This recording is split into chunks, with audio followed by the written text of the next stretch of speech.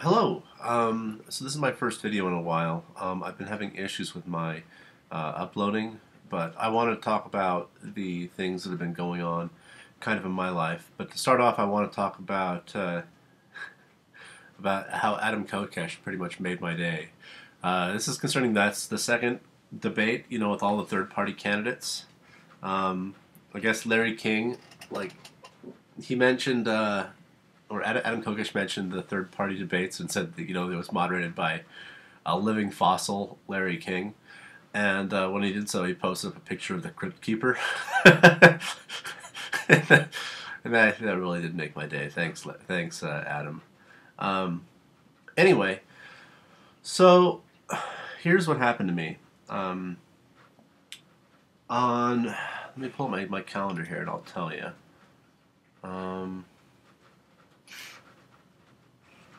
Let me check my shit here. So on the, what would it be now, the 13th, I guess it would be? Yeah, the 13th. I had basically a situation come down where my internet was going really, really wonky after I had started talking about this koobface thing. And it's been happening to me for a while. And I can't remember what exactly it was that basically tipped me over, but I was I decided I was going to start, I guess, passing out papers because at that point I really felt like my life was in danger. So I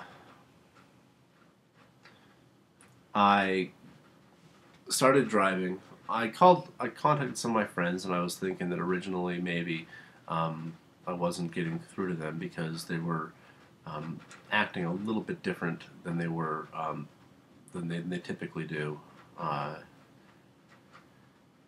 So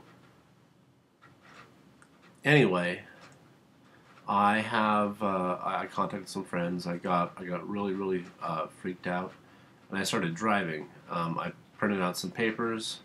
I started driving. I posted in this paper that I was heading to the West Jordan Police Department in Utah, and because that's the closest one to me.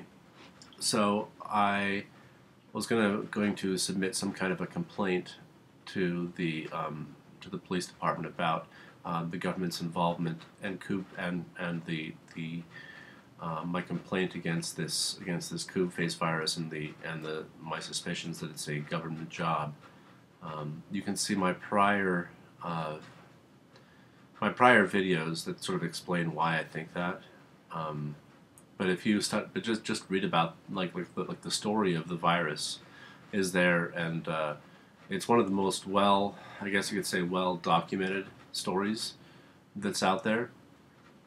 But anyway, so it's the only virus that's really known to affect Facebook, and the guys who created it are still roaming free. 10 months after they've been exposed as the hackers. They haven't moved. They're still there. Their house. They're flaunting their freedom. They've stolen millions. The Russian police refuse to investigate it. Their justification for that is that I guess the Russian chief of police said that the reason why they haven't investigated or brought them up with charges because so-called nobody's asked us to. And after having read about what this virus does, I came to the conclusion that this virus is still active, but it's active it's actually physically part of Facebook through an application called Get Revealed. That most people are probably aware of this. It's a quiz. It's called Revealed Quiz, where people were asked a question like, "Hey, do you think so and so looks good in a bathing suit?" Or "Do you think so and so would stand up for his friends?" or something like that. And the idea is that it gets you to ask questions about your friends that don't yet have this application installed on Facebook, and it then and the idea is that it wants you to authorize the application. My suspicion is that this application itself is the virus. And there's a couple of reasons for that, primarily because after I started talking about this koobface virus, Get Revealed started going crazy on me. People were answering questions about me all of a sudden. It was posting things for me that I never authorized. And so And ever since I started talking about koobface, my internet's been really spotty and patchy. I do an antivirus, and it always comes up clean. And so, yeah, I've got screenshots showing what exactly has happened that I'll probably put up sometime in the near future, but almost when I get around to it, I guess. Long story short, I think that so I started, I printed out some paperwork explaining my theories on this particular virus and why I think it was a government job, and I go to I start driving. I go to as I'm driving, I get an alarm on my cell phone for 7:22 p.m. But the time when I got the alarm was 7:16, so the alarm came in 6 minutes early. This was, me after having said, "Hey, I'm going to the police department." After I got the alarm, well, I got the alarm once, and it like went on and then off, and then about 10 seconds later, it came back on. Again, it's two alarms that happened early, and second of all, it's not even an alarm that I have set on my cell phone. So my suspicion was that my cell phone had been compromised, and that my cell phone was having information transferred to it, or having my alarm was basically being hijacked. I went to a strip mall, and I was starting to pass out papers from one place to the next, and right about 7:22, here comes this white van with no windows, like a GMC type van. No windows. The guy who was driving it was basically staring at me the whole time. He parked, he turned a corner and parked in like sort of a nondescript area of this particular parking lot, a place where nobody would really choose to park, but he parked there and he didn't get out. He just sat there for about 5 minutes, and this was where I was thinking this was the van that was going to come and get me. So I know it sounds paranoid, but it really did happen. Like this was sort of the stuff that was going on over my head, because this van pulls up, the guys don't get out, the guys don't do anything right at the time when the alarm was set to go off.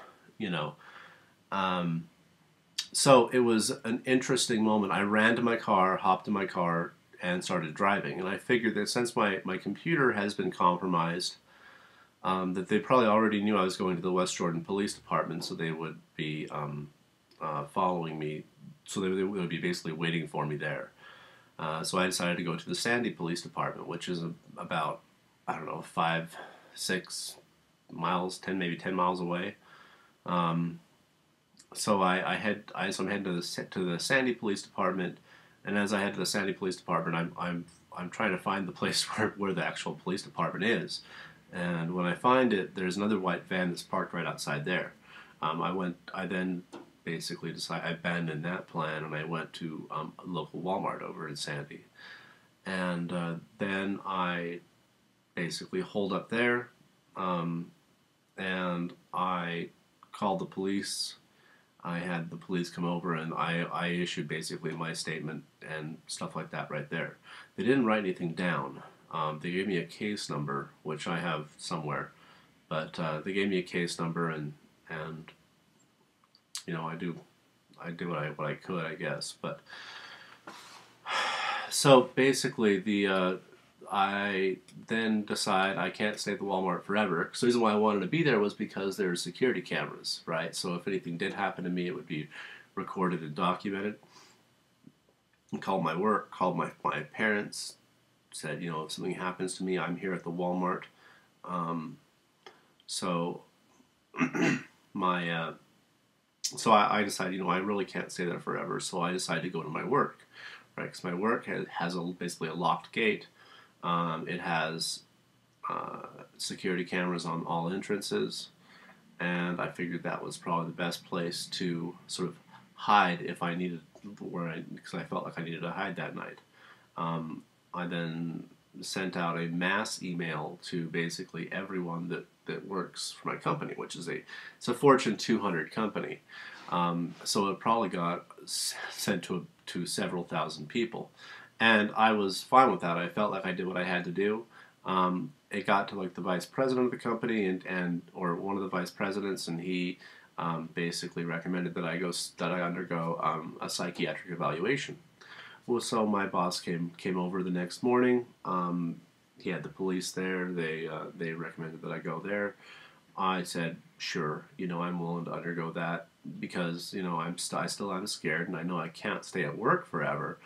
So I go to a psychiatric hospital. I'm there for about a week. I got out Monday, which was yesterday, October 22nd. It was nice. It wasn't. I wasn't being forcibly medicated. They did put me on risperidol. Risperidone, which is like risperidol. A really low dose of it compared to what they could have given me. But it seems to have worked out. I think the heat has died down, and so that's sort of what's happened to me and why I'm concerned for myself, or why I was concerned. I think the heat's died down. I just wanted to get this video out there to say that in the case that something happens to me, like be extremely suspicious. I don't want I don't want something to happen to me. But if something does, then so be it. Now, keep in mind, I did get or my wife did get a visit from the Department of Homeland Security about 6 months ago. I guess I assume it's due to my probably this right here, which is my affiliation with Anonymous. I am, I guess, one of the few people that's openly, affiliated with Anonymous. I'm affiliated with the idea. I'm not a hacker. I've never performed a denial of service attack. I support the ideas of what Anonymous has to stand for, and so I suspect that's probably what it is, and it might also have to do with my being an anarchist.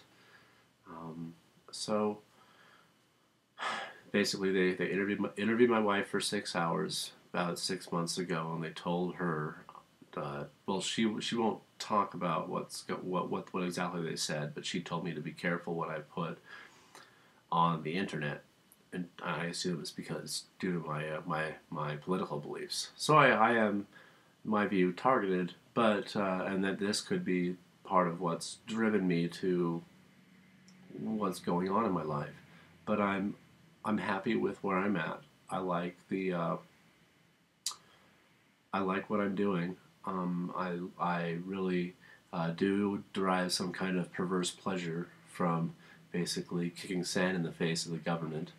Um, and it's really a hard life as an anarchist, but you got to roll with the punches. You got to do what you got to do. So um, anyway, that's all I wanted to talk about. I think things have died down, but you really never know. So yeah.